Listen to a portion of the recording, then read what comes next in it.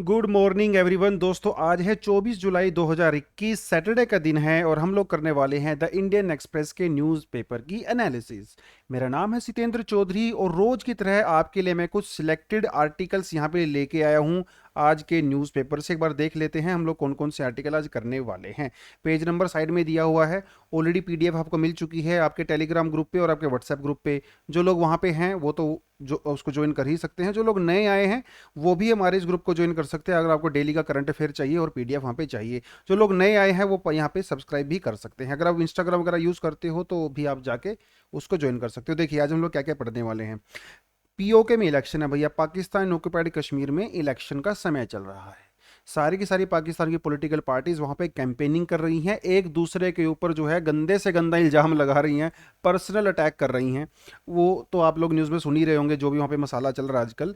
लेकिन हम लोग पीओके के बारे में थोड़ा सा जानेंगे क्योंकि ये भी इंपॉर्टेंट पार्ट है। PoK is very integral part of India. हालांकि चाहे वो इंडिया के कंट्रोल में नहीं है लेकिन इंडिया का पार्ट तो है, इसलिए हमें पीओके के बारे में भी पता होना चाहिए। जीएस पेपर 2 से इसको हम लोग कवर करेंगे। अगली जो न्यूज़ है वो चाइना से है। एक्चुअली अगली दोनों न्यूज़ चाइना से हैं। ठीक है कि चाइना को हम कैसे चैलेंज कर सकते हैं फ्यूचर में, चाइना की कौन कौन सी स्ट्रेंथ हैं, चाइना की कौन कौन सी वीकनेस हैं, उसके बारे में बात करेंगे। अगली जो न्यूज़ भी चाइना से है क्योंकि तिब्बत के अंदर जो है चाइना के जो प्रीमियर हैं जी जिनपिंग, उन्होंने अभी यात्रा की है। तो इसको हम लोग जीएस पेपर 1 यहाँ पे 1 लिख लेना। 1 से भी कवर करेंगे, 2 से भी कवर करेंगे। 1 से इसलिए कवर करेंगे क्योंकि थोड़ा पार्ट मैं आपको यहाँ पे ज्योग्राफी का भी करवाने वाला हूँ और 2 आपको पता ही है वो तो इंटरनेशनल रिलेशनशिप वाले पोर्शन से हम लोग कवर कर ही रहे हैं। अगली जो न्यूज़ है that is about the CCI versus Flipkart या अमेजोन भी कह सकते हो। इनको लेके कुछ पंगा यहाँ पे चल रहा था जिसको लेके कर्नाटका हाई कोर्ट ने यहाँ पे कुछ बात बोली है। देखिए आज नंबर ऑफ न्यूज़ कम है लेकिन आज इंपॉर्टेंट बहुत हैं। तो होता है ना वो छोटी छोटी मगर मोटी बातें। आज बातें, टॉपिक छोटे हैं लेकिन बातें मोटी करेंगे। चलिए जी, पहला हम लोग पीओके से ही शुरू करते हैं। सबसे मसालेदार न्यूज़ सबसे पहले शुरू करते हैं। देखिए थोड़ा पीओके के बारे में आपको मैं जानकारी दे दूं पहले। ये जितना एरिया आपको यहाँ पे नज़र आ रहा है ना, ये देखिए ये वाला, भैया ये पूरे का पूरा इंडिया है। आप ये कह सकते हो कि इंडिया इस पूरे पार्ट को क्लेम करता है। ठीक है, पूरे पार्ट को क्लेम करता है। ये जो वाला बाउंड्री है, this is claimed by India. इसमें से जो यहाँ पे ये जो ग्रीन वाला पोर्शन आपको नजर आ रहा है ये वाला देखो, this is controlled by Pakistan. इसके भी अंदर दो पार्ट हैं, एक को कहा जाता है गिलगिट बाल्टिस्तान और ये जो नीचे वाला है इसको कहा जाता है आज़ाद कश्मीर। ऊपर से यहाँ वाला जो एरिया है this is controlled by China, इसे कहा जाता है अक्साई चीन। इसके बारे में तो सबको पता ही है। ऊपर से जो आप यहाँ पे ये ट्राइंगल देख रहे हो ना, छोटी सी ये जो ट्रायंगल यहाँ पे आप देख रहे हो, ये वाले triangle, this is Siachen glacier. और ये जो ट्रांस कराकोरम ट्रैक्ट है ना, ये वाली छोटी सी जो जगह है देख सकते हो, ये वाली येलो कलर वाली, ये भैया पहले पाकिस्तान के कंट्रोल में हुआ करती थी लेकिन पाकिस्तान ने इसको चाइना को दे दिया है। मतलब गिफ्ट समझ लीजिए, जो भी समझो वो दिया हुआ है। ठीक है, तो ये थोड़ी सी ज्योग्राफी आपको समझने की जरूरत है। पहले जम्मू एंड कश्मीर, अच्छा ये वाला जो पार्ट है ये है आपका जम्मू एंड कश्मीर है। ठीक है, ये वाला पार्ट। ऊपर से इधर वाला जो पार्ट है ये आपका लद्दाख है। तो ये सब थोड़ा सबको पता ही है इसके बारे में, है ना। हम बात करने वाले हैं इस आज़ाद कश्मीर के बारे में क्योंकि यहाँ पे हैं इलेक्शन आज़ाद कश्मीर में। गिलगिट बाल्टिस्तान का इससे कोई रोल नहीं है, वो एक सेपरेट चीज़ है। हम लोग सिर्फ आज़ाद कश्मीर के बारे में बात करेंगे। ठीक है जी, थोड़ा सा आपने ज्योग्राफी समझ लिया। यहाँ पे आप देख सकते हो ये क्या है, ये है LAC। ठीक है, line of actual control. LOC नहीं, LOC जो है वो इंडिया पाकिस्तान के बीच में है, LAC इंडिया चाइना के बीच में है। और यहीं पे है आपकी पेंगोंग सो लेक जहाँ पे पंगा हुआ था। यहीं पे आपकी आती है गलवान वैली जहाँ पे 20 इंडियन सोल्जर्स मारे गए थे, कुछ सोल्जर चाइना के भी मारे गए थे। अभी भी सोल्जर्स यहाँ पे बैठे हुए हैं। तो इस पोर्शन को तो हम लोग कई बार डिटेल में कर चुके हैं। आज हम लोग पढ़ने वाले हैं थोड़ा सा आज़ाद कश्मीर के बारे में। ठीक है जी, आज़ाद कश्मीर। अब हमेशा से तो आज़ाद कश्मीर पाकिस्तान का था नहीं, वो तो बाद में पाकिस्तान के हाथ लगा है। जब 1947 में पाकिस्तान से कुछ पठान लोग जो है वो पाकिस्तान आर्मी का लेके घुस गए थे यहाँ पे, तो वो अंदर चले गए थे J&K के अंदर। बाद में जब पीस हुआ तो यहाँ पे जो है पाकिस्तान की आर्मी रुक गई क्योंकि ये झेलम रिवर है, वो इसको क्रॉस नहीं कर पाए तो पीछे की तरफ रह गए। तो यूनाइटेड नेशन के अंदर ये पूरे का पूरा मामला गया था। अब ये इसकी हिस्ट्री में जाने का कोई फ़ायदा नहीं क्योंकि आपको ऑलरेडी सब चीज़ों के बारे में पता है। फाइनली इसको डिक्लेयर कर दिया गया LOC, इसके एक तरफ जो है वो इंडियन टेरिटरी है, इस तरफ जो है वो पाकिस्तानी टेरिटरी है। चलिए जी, थोड़ा सा बस यही था ज्योग्राफी के बारे में। तो बात कर लेते हैं इस एडिटोरियल में क्या है, आर्टिकल में क्या है। अगर आप कॉन्स्टिट्यूशनल बात करो तो पाकिस्तान के अंदर जो है POK वाला जो पार्ट है, इसके अंदर 53 सीट्स हैं। ठीक है, 53 सीट्स हैं। पहले इसके अंदर 49 सीट्स हुआ करती थी, 2019 में 4 इंक्रीज कर दी तो 53 कर दी, टोटल सीट्स 53 हैं। ऊपर से इसको कहा जाता है आज़ाद जम्मू एंड कश्मीर। पाकिस्तान में इसको आज़ाद जम्मू एंड कश्मीर कहा जाता है। शॉर्ट फॉर्म इसकी होती है AJK, Azad Jammu and Kashmir, वहाँ पे लोग ऐसा बोलते हैं। 1949 में जो सीज फायर लाइन है उसके एक तरफ पाकिस्तान एक तरफ इंडिया है। ठीक है, according to Pakistan constitution POK is not a part of the country. समझिए इस बात को, पाकिस्तान के कॉन्स्टिट्यूशन में कहीं नहीं लिखा कि POK पाकिस्तान का पार्ट है।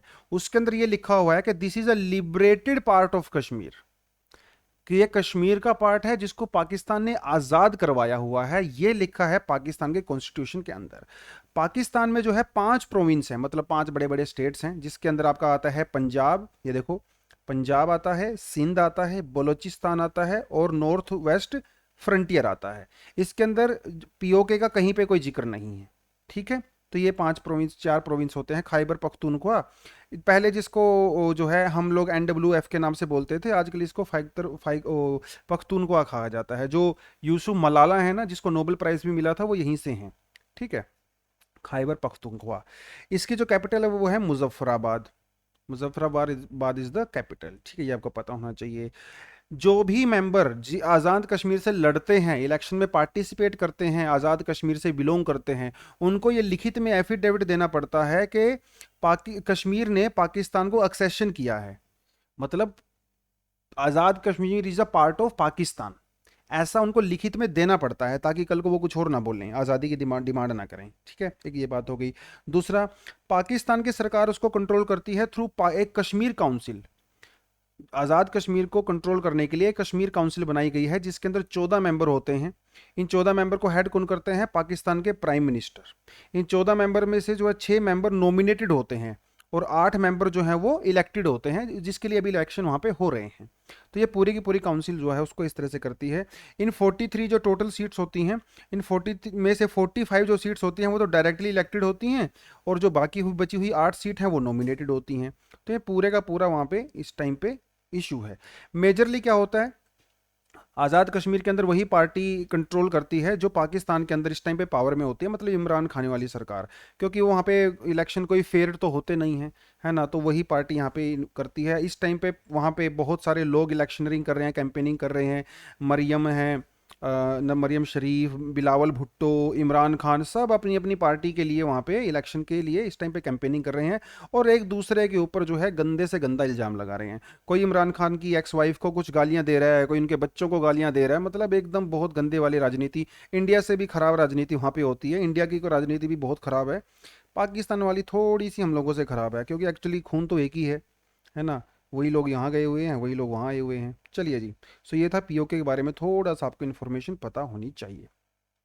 आप यहाँ पे देख सकते हो कि POK वाला जो ये पार्ट है, ये वाला देख सकते हो आप यहाँ पे, this this is the part which is the like which very close to the Afghanistan, मतलब हम लोग अफगानिस्तान के साथ भी बाउंड्री शेयर करते हैं। इसे कहा जाता है वाखन कॉरिडोर। ठीक है, वाखन कॉरिडोर इसको कहा जाता है। और जब अफगानिस्तान के अंदर अभी तालिबान का जब कब्जा हो जाएगा, हो भी रहा है, तो इंडिया थोड़ा सा कंसर्न्ड है कहीं वो वाखन कॉरिडोर के थ्रू JNK के अंदर एंट्री ना करें और इंडिया के अंदर भी जो है वो दिक्कत क्रिएट ना कर दें। इंडिया को थोड़ा सा यहाँ पे दिक्कत है तालिबान को लेके। चलिए अगली जो न्यूज़ पढ़ने वाले हैं that would be about the Tibet. देखिए, चाइना के जो प्रीमियर हैं मिस्टर जी जिनपिंग, इन्होंने अभी तिब्बत की है यात्रा। 2011 में भी आए थे, अब ये 2021 में 10 साल के बाद आए हैं, क्योंकि 2012 में इलेक्ट हुए थे।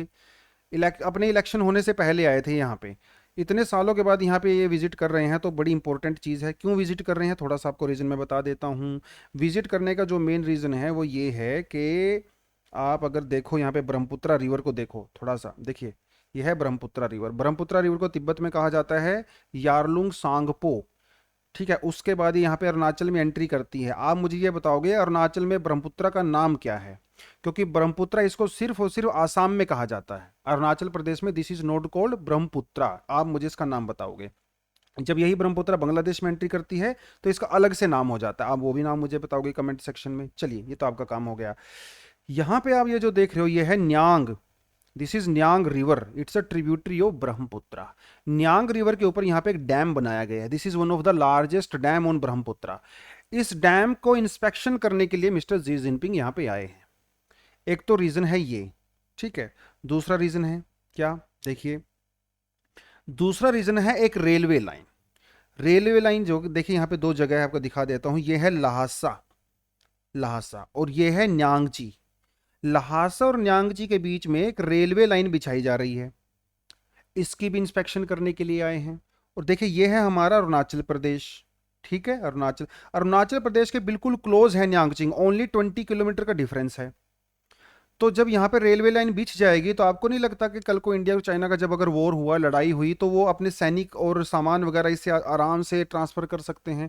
तो इंडिया के लिए डिफेंस पर्पस की वजह से भी खतरा है ये थोड़ा सा। तो कुछ रीजन थे। अब लहासा क्या है? लहासा बड़ी इंपॉर्टेंट सिटी है, जो तिब्बत ऑटोनोमस रीजन है, इसकी कैपिटल है लहासा। और अरुणाचल में यहाँ पे एक बहुत ही फेमस बुद्धिस्ट मोनेस्ट्री है।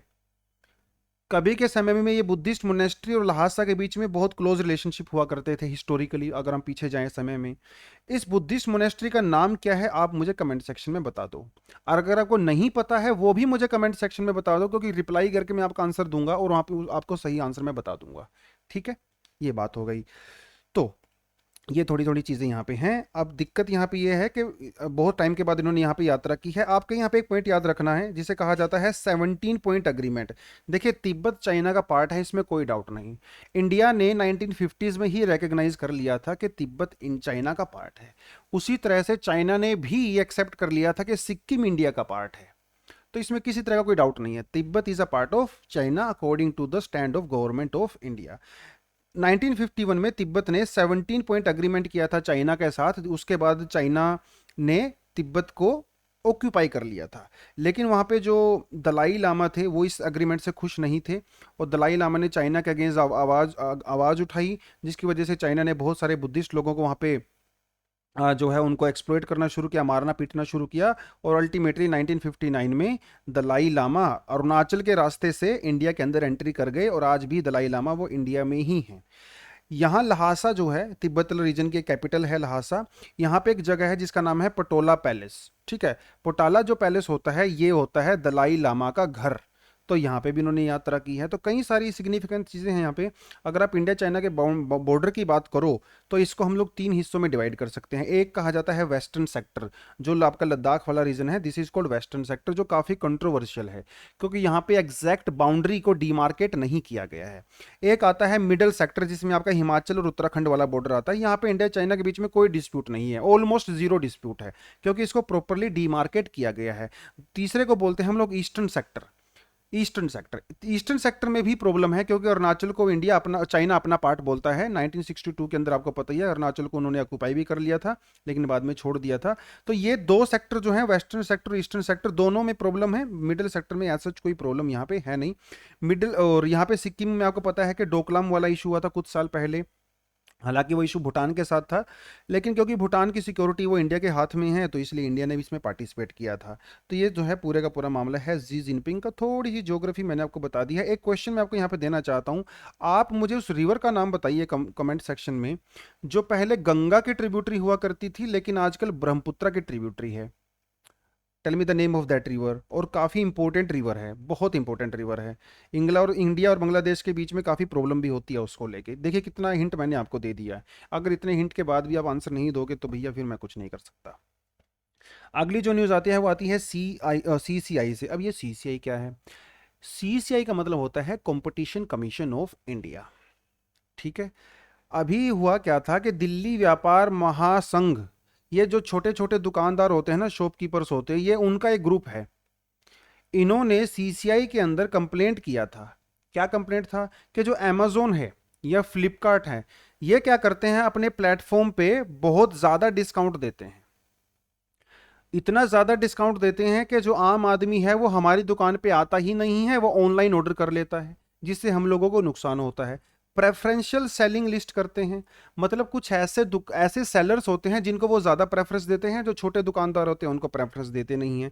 इस तरह के कुछ आरोप वो अमेजोन और फ्लिपकार्ट के ऊपर लगाए गए थे। देखिए आप खुद भी, आपको पता होगा, परसों मैं कुछ सामान लेने गया था दुकान पे, कुछ डोंगल वगैरह मुझे लेना था। दुकान वाले ने बोला कि भैया इसका प्राइस जो है 180 रुपीज़ है। तुरंत मैंने वही चीज़ जो है वो अमेजोन के ऊपर ऑर्डर किया, और अमेजोन पे that was only of 145 rupees. मैंने दुकान वाले को बोला कि यार ये तो 145 का मिल रहा है ऑनलाइन। तो दुकान वाले ने बोला भैया देखो हम तो 180 से कम नहीं दे सकते, आप ऑनलाइन ही देख लीजिए। तो जैसे मैं एक कस्टमर हूं, इसी तरह से लाखों करोड़ों कस्टमर होंगे जो ऑफलाइन ना जाने के बजाय ऑनलाइन जाना पसंद कर रहे होंगे। तो छोटे दुकानदार वालों को नुकसान हो रहा है।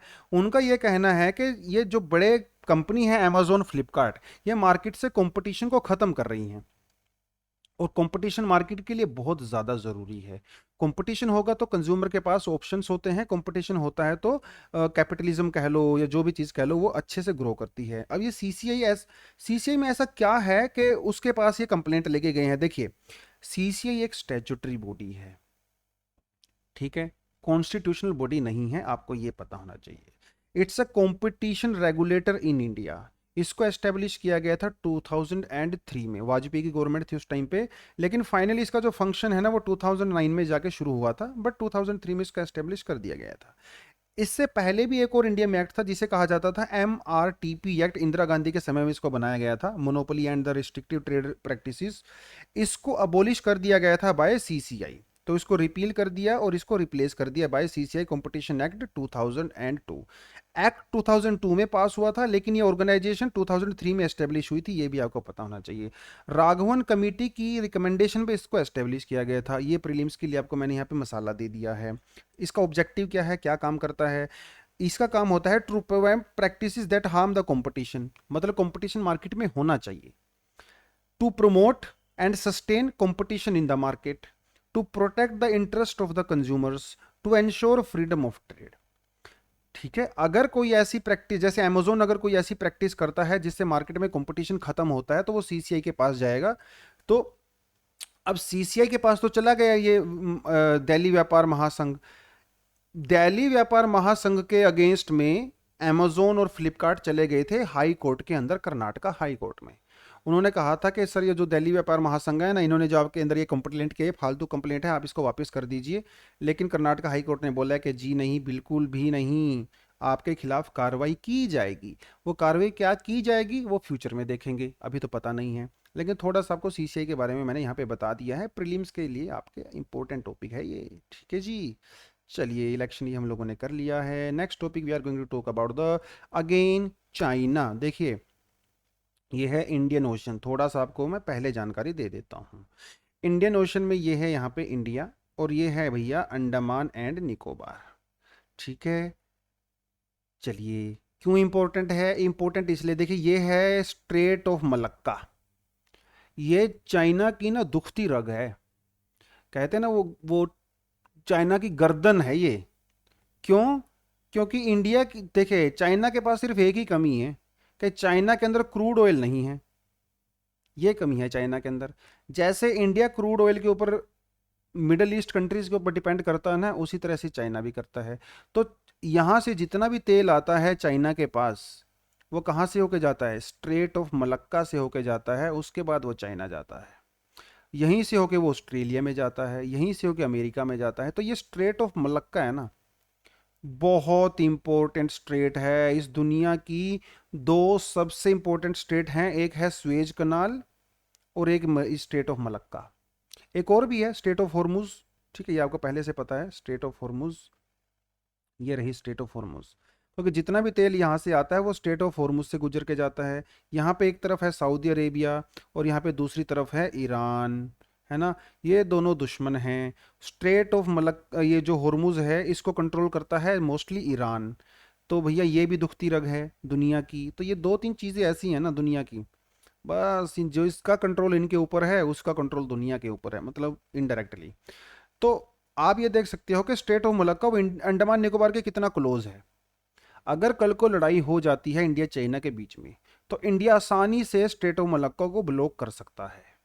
चाइना के जितने भी शिप्स यहाँ से आते हैं तेल लेके, उनको रोक सकता है। और एक बार तेल की सप्लाई बंद हो गई तो चाइना की गर्दन हमारे हाथ में है, क्योंकि ऊपर से हम लोग चाइना को कंट्रोल नहीं कर सकते। चाइना काफ़ी पावरफुल है, लेकिन यहाँ से चाइना को कंट्रोल कर सकते हैं। थोड़ा सा कॉन्टेक्स्ट मैंने आपको दे दिया। चाइना को भी इस बात का पता है, इसलिए चाइना भी श्रीलंका के अंदर, म्यांमार के अंदर, बांग्लादेश के अंदर, जिबूती के अंदर अपने बेस बना रहा है। तो चाइना भी इंडिया को घेरने की कोशिश कर रहा है, जिसे कहा जाता है स्ट्रिंग ऑफ पर्ल्स।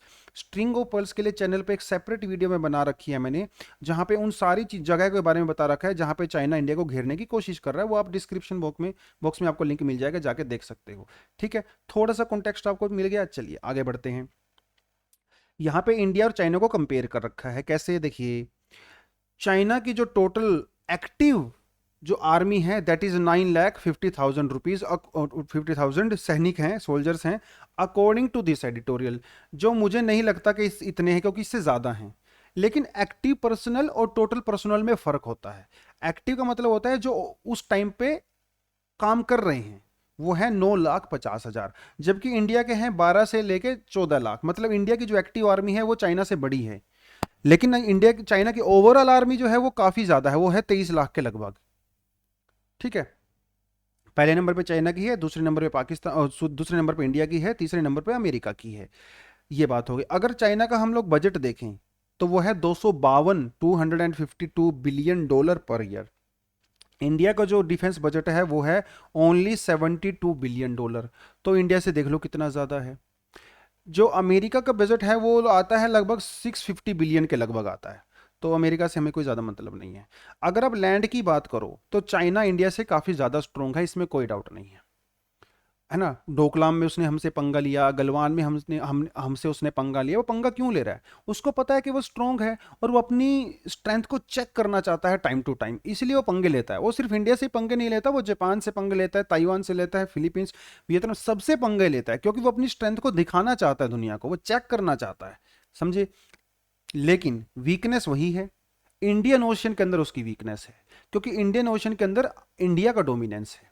इंडिया काफ़ी स्ट्रोंग है इंडियन यहाँ पे। चलिए जी, इंडिया कैसे रोक सकता है चाइना को? उसके ऑयल टैंक्स को रोक के, जो इंडियन ओशन से गुजरेंगे उनको रोक सकता है। नेवल मास्टरी हासिल करके, अगर इंडिया ने नेवल मास्टरी हासिल कर ली चाइना के ऊपर तो समझ लो चाइना को इंडिया कभी भी हरा सकता है।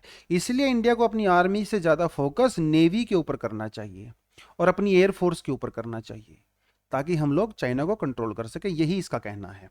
क्या कहना है इसका? कहना कि इंडिया और क्वाड, क्वाड का मतलब क्या है? क्वाड में 4 कंट्री हैं, ऑस्ट्रेलिया है, जापान, यूएसए और इंडिया।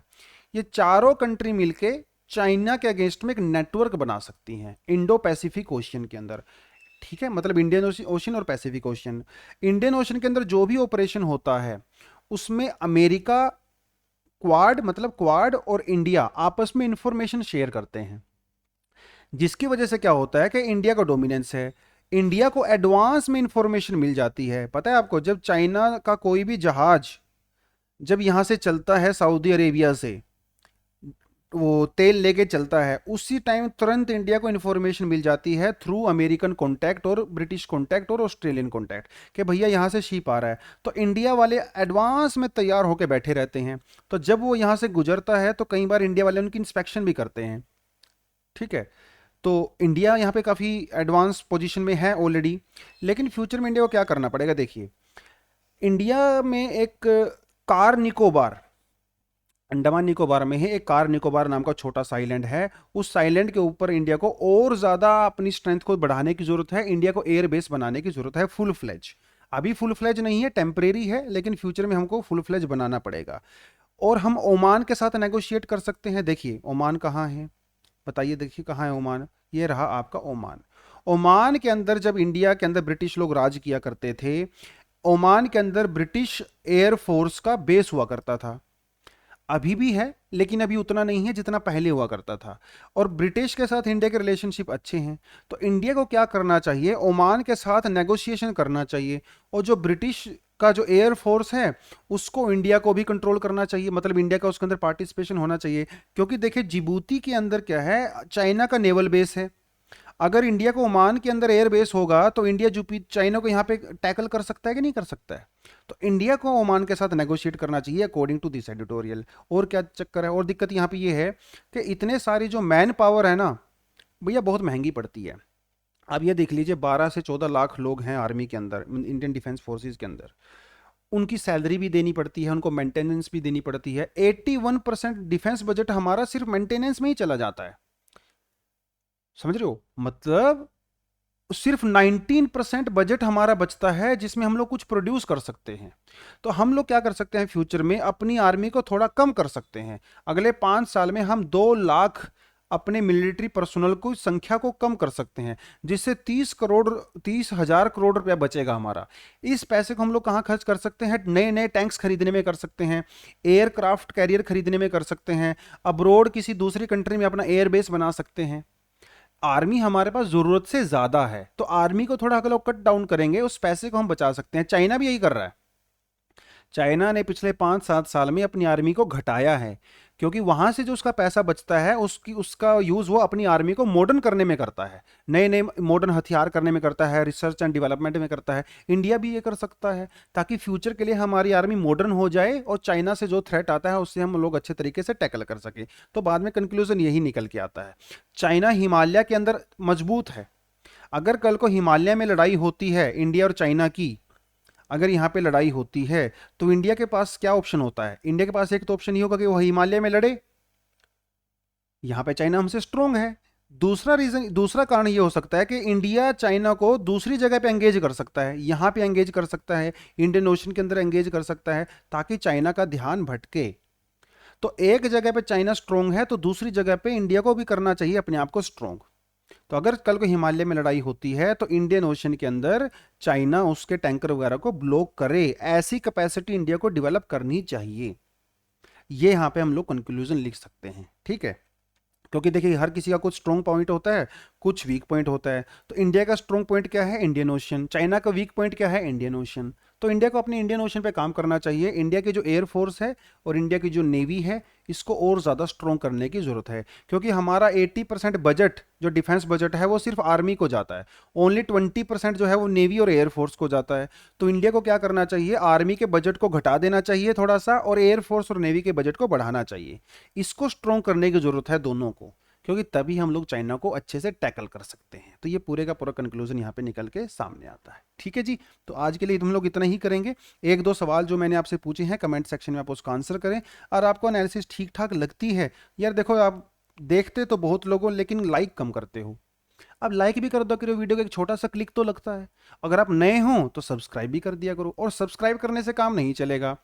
फ्यूचर में अगर आपको नोटिफिकेशन चाहिए तो जो सब्सक्रिप्शन के बगल में जो छोटा सा बेल आइकन होता है ना, उस बेल आइकन पे भी क्लिक कर दो, है ना? तो यही है आज के लिए। बाकी हम आप हमारे साथ बने रहिए। Keep watching, keep learning. Thank you very much, all the best and जय हिंद।